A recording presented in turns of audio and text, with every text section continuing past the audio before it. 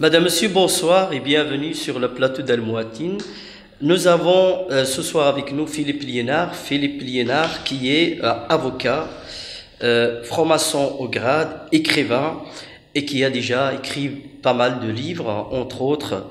Il a écrit Regard sur la franc-maçonnerie et l'islam. Il a écrit aussi l'histoire de la franc-maçonnerie en Belgique. Il a aussi écrit le PhD dans le monde et en Belgique. Et je pense que j'ai oublié un autre, qu'au fond les maçons en loge, c'est ça. Voilà. Et le dernier livre que vous avez écrit, Philippe Liénard, concerne celui-ci. Donc, les Illuminati, au-delà de la théorie complotiste, la réalité, l'histoire ici maintenant. Philippe Liénard, bonsoir. Bonsoir. Et bienvenue. Merci, c'est comme d'habitude un plaisir. Donc, au-delà des théories complotistes, le phénomène politico-économique et les relations avec la franc-maçonnerie, les Illuminati sont nés officiellement en 1776 en Bavière. Mais l'ordre ne vécut en apparence que quelques années. Le projet visait à permettre à 10 hommes de parler librement, mais le secret absolu et le culte du chef ont conduit à son interdiction rapide en 1784 et à l'exil de son fondateur. Donc, Philippe Liénard, avant de commencer à vous poser des questions sur le livre, j'aimerais bien, si vous le permettez, avoir la définition d'une société secrète. C'est quoi exactement une société secrète? Alors, une société secrète, par définition, est une société en général considérée comme une société initiatique dans laquelle n'importe qui peut souhaiter entrer pourvu qu'il présente les conditions d'admission. Et dès lors, elle n'est secrète qu'en apparence, puisque les réunions sont secrètes dans la mesure où elles sont réservées aux membres, étant entendu que n'importe qui présente les conditions utiles peut devenir membre. Alors, puisque vous m'invitez pour vous parler des Illuminati, ben je vais d'emblée vous me permettre de citer quelles étaient les conditions à l'époque de la création de l'ordre des perfectibilistes, c'est-à-dire d'un ordre créé par un monsieur qui s'appelle Adam Weishaupt et qui pensait que l'être humain était perfectible. Je vais vous les lire, c'est très court, et après, ça nous permettra peut-être de remonter le temps, puisque l'illumination n'est pas née là et ne s'est pas terminée là. Mais c'est un sujet que nous aurons le plaisir d'aborder, puisque d'entrée de jeu, vous avez annoncé des choses à propos du mouvement des Illuminati. D'accord. Alors, d'abord, les Illuminati s'appelaient les Illuminaten, c'est-à-dire qu'en français, ça se traduit par illuminé. Aujourd'hui, si on dit le mot illuminé, ça paraît synonyme d'un peu fou, mais à l'époque ça ne l'était pas, ça voulait dire éclairé. Comme tout homme éclairé est un homme sage, et que la sagesse ne plaît pas à ceux qu'elle dérange parce qu'elle secoue les idées préconçues, les Illuminaten ont connu des soucis. C'est ça la raison majeure qui a fait que l'ordre des Illuminati a connu des fins de jour officielles difficiles. Alors, les conditions pour devenir Illuminati étaient toutes simples. Et je pense que beaucoup s'y retrouveront. Qui peut devenir Illuminati? Celui qui ne ferme pas ses oreilles aux lamentations des miséreux, ni son cœur à la pitié. Celui qui est l'ami et le frère de l'infortuné. Celui qui a un cœur capable d'amour et d'amitié. Celui qui est tenace dans l'adversité, qui ne se moque pas du faible. Celui dont l'âme est susceptible de concevoir de grands desseins, désireux de s'élever au-dessus des basses motivations et de distinguer par lui-même ses actes. Celui qui ne considère aucune connaissance comme inessentielle, c'est-à-dire que s'intéresser à tout, c'est bien, considérant la connaissance de l'humanité comme son étude d'élection.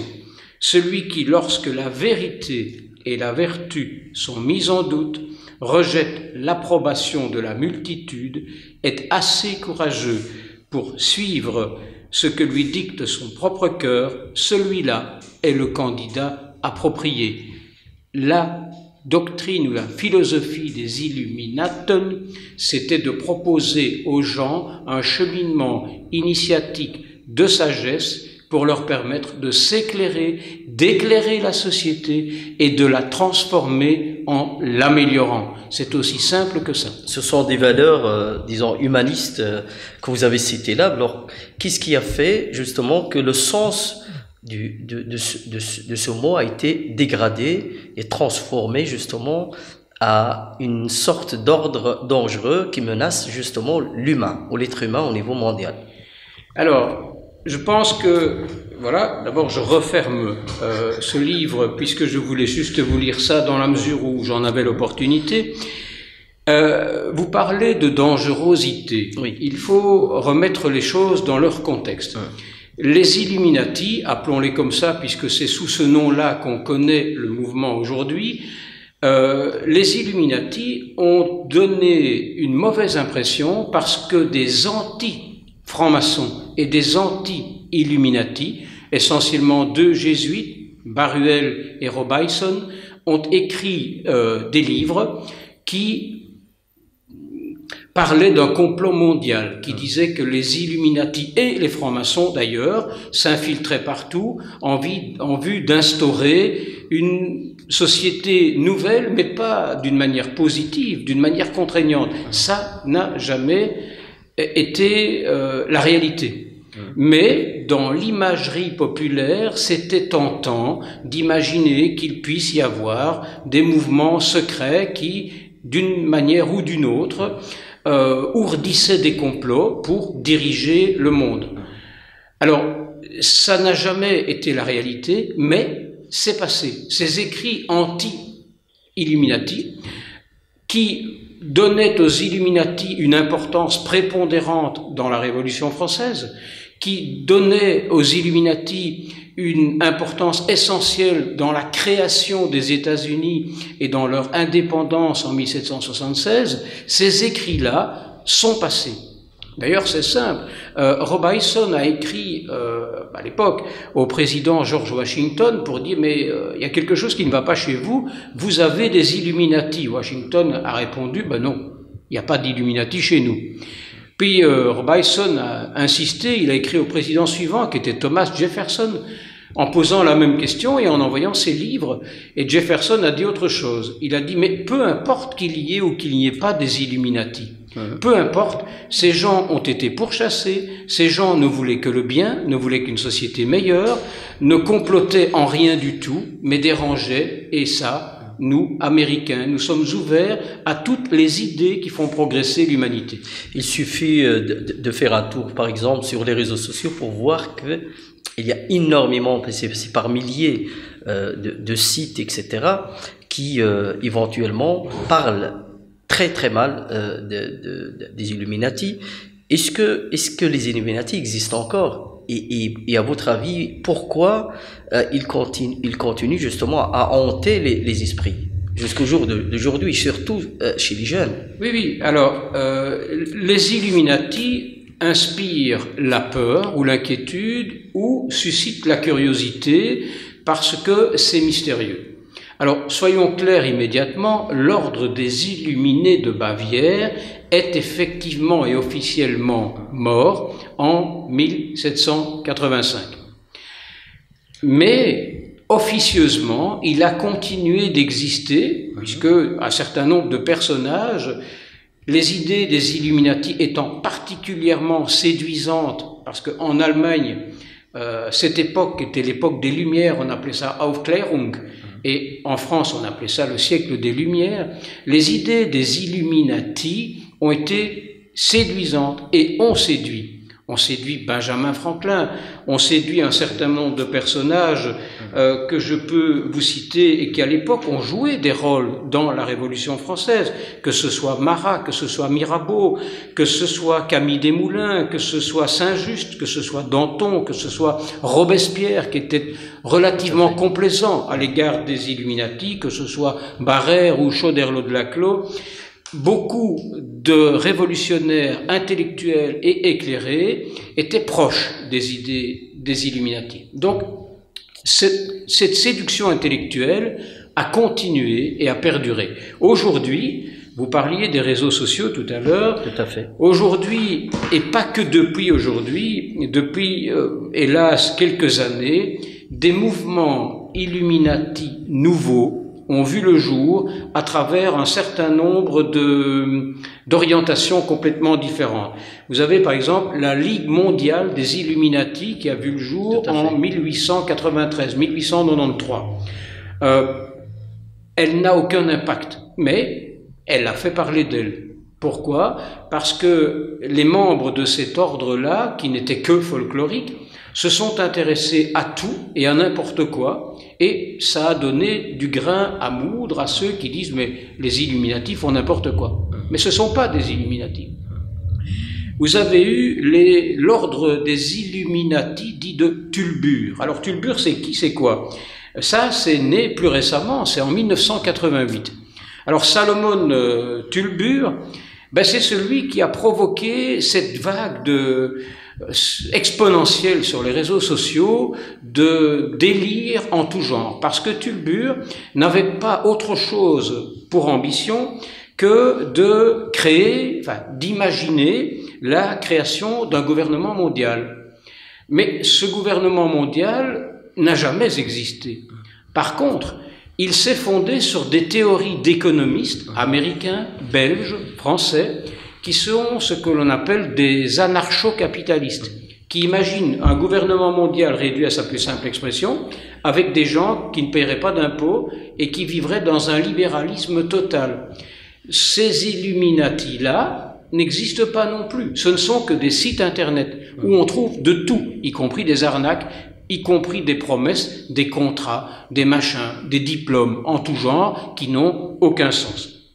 Puis vous avez un ordre Illuminati qui est né plus récemment, en 1995, 1995, et amélioré en 2001, qui est l'ordre Illuminati, qu'on appelle aussi rougeur. Et là, ce sont des mouvances Illuminati qui n'ont pour but que l'exaltation de l'être humain à travers une amélioration de soi pour se rapprocher de Dieu ou de la perfection. Ce mouvement qu'on appelle rougeur, parce que son créateur s'appelle Rojas, ce mouvement-là s'est répandu dans 56 pays et est un vrai mouvement qui existe aujourd'hui, mais qui ne fait pas de politique. Or, les Illuminaten dont je vous parlais tout à l'heure avaient pour ambition non pas de faire de la politique, mais d'améliorer la société, de lutter contre la corruption, d'améliorer la nature humaine, d'améliorer la société. Mais à cette époque-là, ça n'a pas plu. Aujourd'hui, les Illuminati dont je vous parle là, ce sont des gens qui se réunissent entre eux pour faire un peu de tout. Un peu de tout, mais rien qui soit de nature à constituer un danger pour la société, et rien qui relève d'un complot. Aujourd'hui, il n'y a pas de complot Illuminati, en dépit de tout ce qu'on peut lire sur les 160 millions d'occurrences qu'on trouve sur Internet. Oui, Philippe Liénard, comment expliquer aux jeunes qui posent des questions sur le complot, sur le nouvel ordre mondial, sur par exemple l'assassinat de Kennedy, sur le 11 septembre, ce sont toutes des attributions directes en fait aux Illuminati en tant que complot. Comment expliquer à nos jeunes justement que ce sont que des mensonges et ce ne sont pas des vérités absolues? Je ne sais pas comment vous répondre à ça autrement qu'en vous disant que si je vous dis qu'il n'y a pas de théorie du complot, un certain nombre de personnes vont immédiatement se dire « oui, mais il ne peut pas en parler, il a écrit un livre sur le sujet, mais il ne peut pas en parler, c'est donc bien qu'il y ait une théorie du complot. » Tout à fait. Ou alors, si je vous dis « il n'y a pas de théorie du complot de manière comme ça, ex cathedra », vous me direz « oui, mais vous dites qu'il n'y en a pas, mais qu'est-ce qui prouve que vous avez raison ?» Alors ça, c'est la pire des choses, c'est la rumeur. La rumeur qui consiste à alimenter des choses qui ne reposent sur rien du tout, mais plus on en parle, et plus on y croit. Et ça, c'est quelque chose qui est relativement épouvantable parce que vous parliez tout à l'heure du 11 septembre. Bon, ben, écoutez... C'est ce qui se dit d'une manière générale sur les réseaux sociaux et des échanges avec des milliers de jeunes. Il y a plus ou moins 1 sur 5 maintenant qui croient réellement que les Illuminati, ce sont des dangereux vous savez, pour l'humanité. Et vous êtes là pour m'expliquer justement tout à fait le contraire. C'est pour ça que je vous parlais tout à l'heure de l'ordre des Illuminati de Tulbure, qui est donc... né en 1988. Eh bien, Tulbure, à la fois critiquait les États-Unis en disant que les Bush étaient des débiles, il a écrit ça, et à la fois critiquait l'islam en disant ce n'est pas une religion de paix.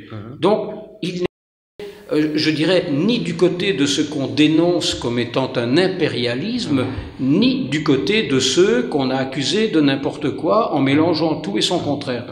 Bon, Salomon Tulbure est mort à 35 ans, on l'a retrouvé dans un fossé. Pourquoi? Pour qui? Je ne sais pas, mais en tout cas, le 11 septembre, c'est quelque chose qui fait couler de l'encre, y compris aux États-Unis, où certains vont jusqu'à dire que c'est la présidence de l'époque et la CIA qui ont organisé ça. Et de l'autre côté, vous avez des gens qui vous disent « Ben non, le 11 septembre, c'est un mouvement terroriste dont on a suffisamment parlé, qui a réussi une opération d'éclat, si je peux dire. » Mais voilà, il n'y a pas d'Illuminati derrière ça. Et j'ai essayé d'écrire quelque chose qui fait pratiquement 400 pages pour démontrer depuis après l'an 1000 ce qu'est l'illuminisme, comment il a évolué, en quoi ça se traduit aujourd'hui dans des idées politiques, économiques, morales et sociétales, sans pour autant que ça ne soit constitutif d'un mouvement organisé qui aurait des pouvoirs occultes et qui se réunirait en secret avec une capacité d'influencer la société pour en tirer des ficelles. Ça ne correspond à rien du tout. Vous avez écrit aussi dans votre livre, vous avez un peu parlé de l'ésotérisme en expliquant aussi qu'on trouve la même, disons, vision mystique chez les bouddhistes, comme on peut la trouver aussi chez les musulmans et entre autres les soufis et chez les juifs. Est-ce que vous voulez dire par ça que l'Illuminati est une sorte de religion aussi, ou une sorte, vous pouvez la mettre où exactement? C'est une religion, c'est un ordre, c'est une secte, c'est quoi exactement? Alors, parce que quand on parle du judaïsme et on parle de l'islam et on parle du bouddhisme, on voit clairement. Quand on définit l'Illuminati, moi je n'arrive pas à définir. Alors, les Illuminati de première génération, si on considère les Illuminés de Bavière comme étant les Illuminati de première génération, ceux qui ne sont pas, parce qu'il y a eu un illuminisme avant eux, mais les Illuminati de Bavière, ce n'est pas une secte. C'est un mouvement philosophique de gens qui se réunissaient en toute égalité sur un chemin de perfection avec des grades particuliers mais qui ne donnent pas plus de pouvoir, c'est simplement une échelle de perfectionnement humain, mais qui a dérangé. De la même manière qu'à la même époque, la franc-maçonnerie a dérangé. La stricte observance templière, qui était la maçonnerie majoritaire à cette époque-là en Bavière, a été interdite de la même manière que les Illuminati. Donc, voilà, alors ça n'est pas une secte. Maintenant, certains mouvements Illuminati aujourd'hui sont des mouvements particuliers, non organisés, de gens qui font entre eux des choses qui ne concernent qu'eux, mais en vase clos, et qui relèvent peut-être de la notion de secte ou de mouvement de zinzin, mais qui n'ont pas plus d'importance qu'un club de basket qui se réunirait dans l'arrière-campagne, dans une taverne, après le match.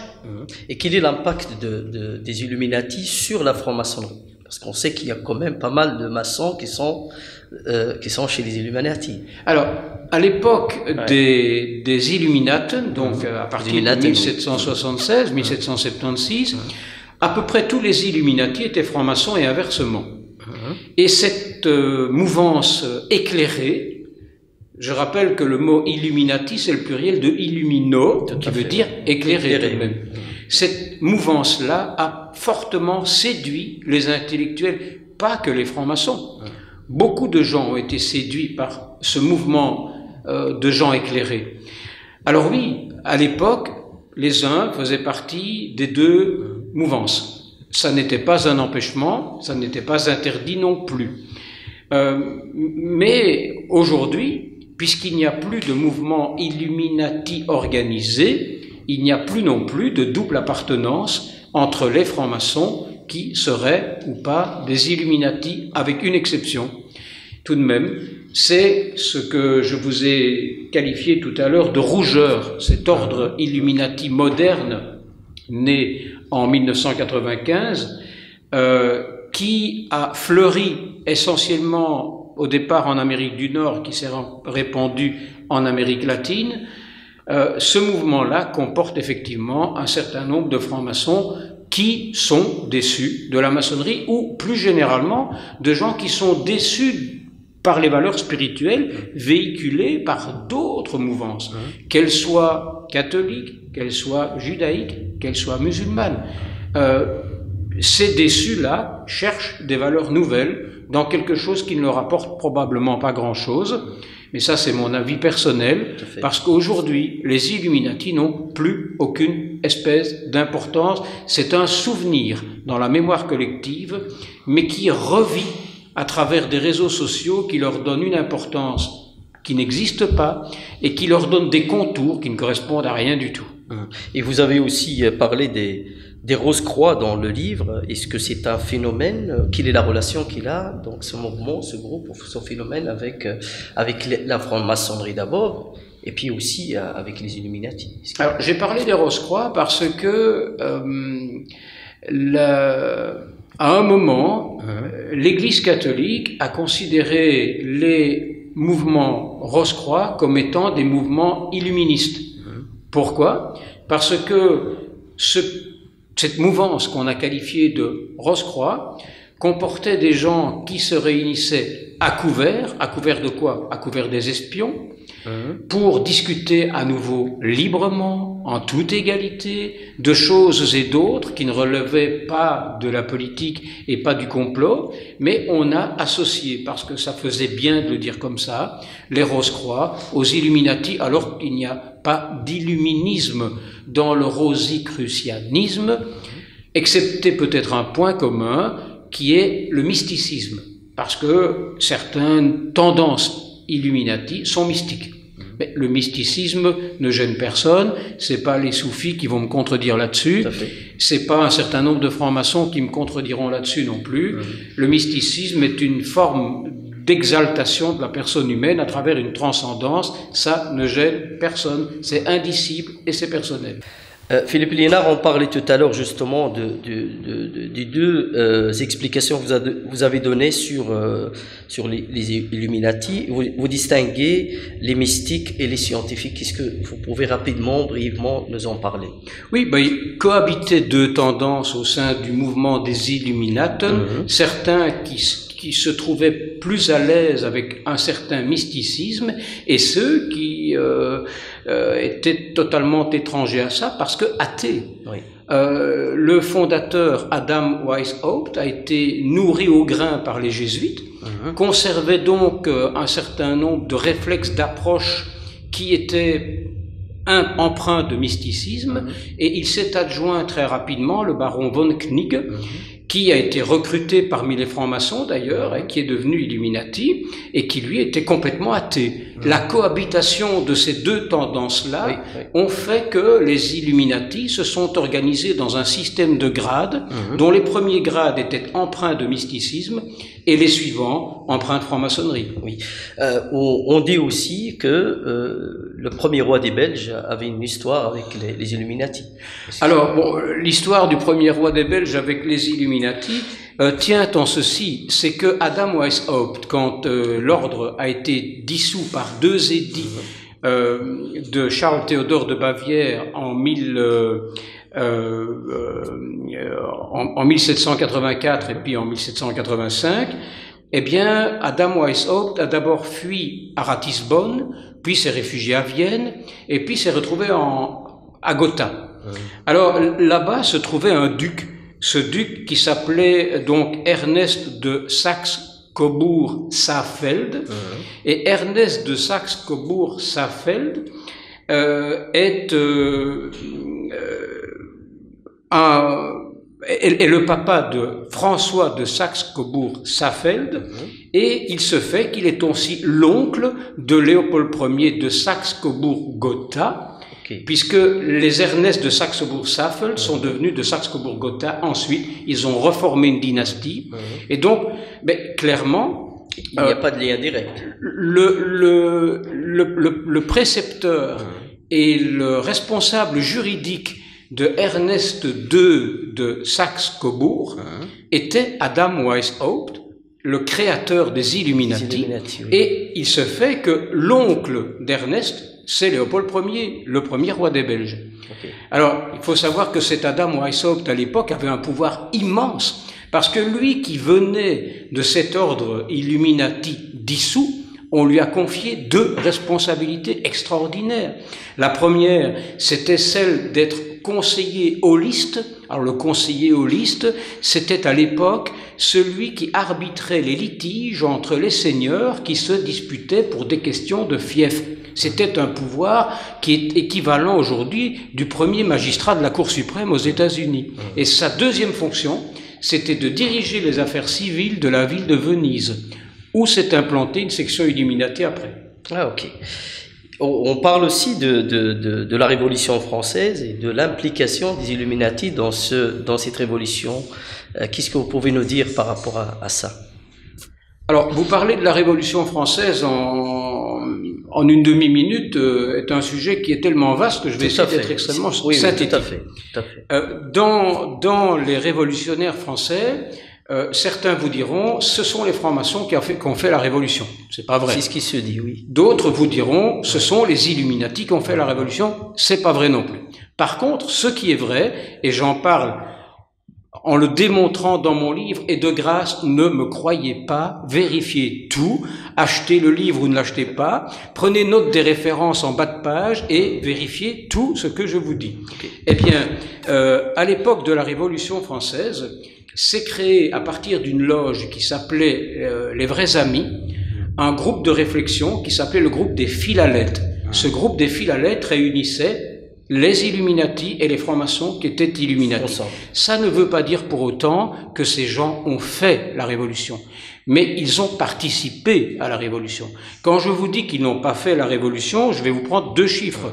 Avant la révolution, il existait à peu près 1000 loges maçonniques en France, ce qui représentait 33 000 maçons ou Illuminati, peu importe qui appartenait à quoi. Oui. Après la Révolution, il restait 200 loges.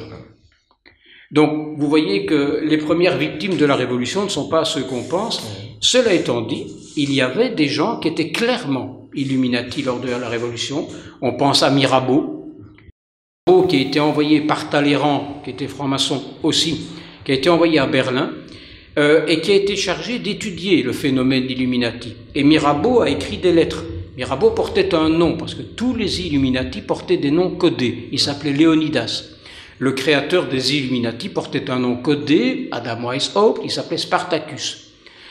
Donc, ce Léonidas, Mirabeau, eh bien, Mirabeau envoie des lettres en France pour dire, attention, il se passe quelque chose là en Allemagne qui reste vivace, qui séduit et qui comporte encore une certaine importance. On ne l'a pas écouté. Mais il a aussi véhiculé, Mirabeau, qui a été un des plus grands tribuns de la Révolution française, il a véhiculé des idées libérales. Et c'est ce même Mirabeau qui a été à la base de la loi Le Chapelier en 1791. C'est ce même Mirabeau qui a écrit ceci. Laissons à chacun la liberté la plus entière d'opinion et de culte, mais ne croyons à la tolérance que quand l'Église, quelle qu'elle soit, sera dans l'État, pas autre chose qu'un club semblable à tout club. Que voulait dire Mirabeau? Il voulait dire ce que les Illuminati pensaient. Toute Église n'a pas à occuper un pouvoir. Une Église c'est la matérialisation d'une mouvance de pensée qui a le mérite d'exister, qu'on doit tolérer, qui peut exister, qui rassemble des gens qui ont en commun quelque chose, mais qui n'a pas à dicter une loi civile, ni à être au-dessus des lois. Voilà, Mirabeau était clairement Illuminati et ne le cachait pas. Talleyrand n'était pas Illuminati, mais franc-maçon. Voilà deux personnages. Alors, je ne vais vous dire qu'un mot de Robespierre, parce que Robespierre se trouve à un moment donné confronté, peu avant que sa fin triste soit celle qu'on connaît, se trouve confronté à une volonté du club des Jacobins à l'époque, qui était devenu une seconde Assemblée nationale. Le club des Jacobins, à un moment, se trouve divisé entre les montagnards et les Girondins. Il y a un certain nombre d'entre eux, dont Brissot, qui veut absolument que la France entre en guerre avec l'Autriche et particulièrement qu'on rase la ville de Coblence. Pourquoi la ville de Coblence ? Parce que c'était la dernière ville où subsistaient des poches, comme on pourrait dire ça aujourd'hui en langage militaire, des poches Illuminati. Et Robespierre s'est battu contre ça, il a empêché qu'on fasse ça, de là à penser qu'il était complaisant à l'égard des Illuminati sans être toutefois membre des Illuminati, mais en étant franc-maçon, ça c'est clair, il n'y a plus qu'un pas. Mais comme vous le savez, la France a tout de même déclaré la guerre à l'Autriche, et Mirabeau a connu une fin aussi triste que d'autres en étant raccourci. Oui, Philippe Liénard, on parle aussi de l'œil de la Providence, dans le fameux œil qui est sur le 1 dollar. Et alors, on pense aussi que la plupart des stars font aussi le même dessin, le même signe, etc. Quel est l'impact justement de cet œil de la Providence de son histoire? Alors, vous parlez du billet d'1 $, je vais faire très court. Le billet d'1 $ comporte un certain nombre de références, non pas aux Illuminati, mais à l'histoire des États-Unis. Il y a une date, 1776, 1776. Oui. Il se fait que c'est la date de création de l'ordre des perfectibilistes, de l'ordre des Illuminati, mais il se fait aussi que c'est la date de la création de l'indépendance des États-Unis. Donc les deux dates correspondent, mais elles sont étrangères l'une à l'autre. Mais il y a aussi les 13 grades. Alors, mais il n'y a pas 13 grades, il n'y en a que 12. Ah. Alors je suis désolé de décevoir tous ceux qui pensent que le chiffre 13 qui est mis à toutes les sauces sur le billet d'1 $ correspond aux Illuminati, mais il n'y a que 12 grades. Et le 13e ne serait pas un grade caché, connu des seuls initiés comme moi par exemple ou comme vous, mais c'est un grade qui n'existe pas, il n'y en a pas 13. Alors, sur le billet d'1 $ toujours, il y a des choses qui, dit-on, relèvent des Illuminati. Mais ça ne correspond strictement à rien. Parce que par contre, le chiffre 13 correspond aux 13 seuls États des futurs États-Unis qui se sont battus à l'époque contre la couronne anglaise pour conquérir l'indépendance des États-Unis. C'est pour ça que le chiffre 13 s'y trouve. Parce que ces 13 États-là ont préfiguré les États-Unis. Alors, cette pyramide avec un œil dans un triangle. Oui, l'œil de la Providence. Alors, soyons très clairs. Les États-Unis, sur le billet d'1 $, ont voulu manifester leur pérennité, un peu comme l'Égypte. Et donc, il fallait mentionner une pyramide. Alors on l'a coupé en deux, plus ou moins, en mettant tout au-dessus un triangle avec un œil en plein milieu. Ce triangle-là, vous le trouvez dans des églises. Ce triangle-là, vous le trouvez à toutes les sauces parce qu'il représente tout simplement Dieu qui est présent, qui voit tout et qui sait tout. Mais si vous avez lu mon livre, vous aurez compris que pour les Illuminati, Dieu n'est pas celui qui sait tout et qui voit tout. Dieu, c'est ce qu'on veut, pour qui croit ou pour qui ne croit pas. Donc ça n'a, encore une fois, rien à voir avec les Illuminati, dont le symbole d'ailleurs, pour terminer, n'est pas le triangle avec un œil, mais une chouette, qui est le symbole de la sagesse et qui vient de Athènes et qui correspond à Minerve. Alors une dernière question, Philippe Liénard. Votre avis, vous, personnellement, par rapport aux Illuminati? Suis-je Illuminati? C'est ça la question. Je vous pose une question plus large que ça. Alors, je vous réponds clairement que je n'appartiens à aucun ordre Illuminati, du moins que je sache. Alors, certains vous diront, oui, mais les francs-maçons sont des braves gens. Ça a été écrit, ça, Baruel a écrit ça, Robinson a écrit ça aussi. Les francs-maçons sont des braves gens qui se réunissent en toute bonne foi, mais qui ignorent totalement ce que les maçons des hauts grades concoctent et ourdissent dans l'ombre pour dominer le monde. Je ne suis pas un maçon de grade de départ et je peux vous confirmer, et je vous l'ai déjà dit d'ailleurs dans le cadre d'une autre émission, et c'est pour rire, mais c'est vraiment vrai, que lorsque je vois la difficulté que rencontrent 2 loges maçonniques pour organiser un barbecue d'été, le complot mondial n'est pas pour demain. Philippe Liénard, merci d'avoir accepté notre invitation. Madame, Monsieur, c'est ici que se termine cette émission et à la semaine prochaine. Merci de nous avoir suivis. Merci à vous.